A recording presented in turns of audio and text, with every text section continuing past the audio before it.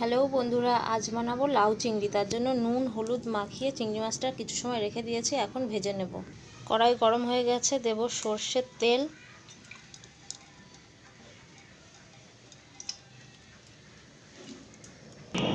এদিকে লাউ আমি কেটে নিয়েছি টুকরো টুকরো করে। মশলা করে নেব, তার মধ্যে নিয়েছি ধনে জিরে আর কটা কাঁচা লঙ্কা একসঙ্গে পেস্ট করে নেব। দিয়েছি একটু টমেটো। ভাজা হয়ে গেছে চিংড়ি মাছ, এখন উঠিয়ে নেব।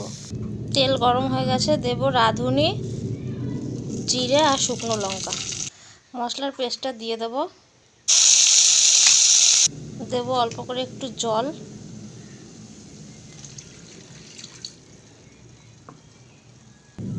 দেব নুন আর দেব হলুদ গুঁড়ো।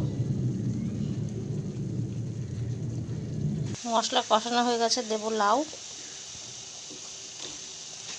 দেব একটু কাশ্মীরি লঙ্কার গুঁড়ো। এবার ঢেকে দেব।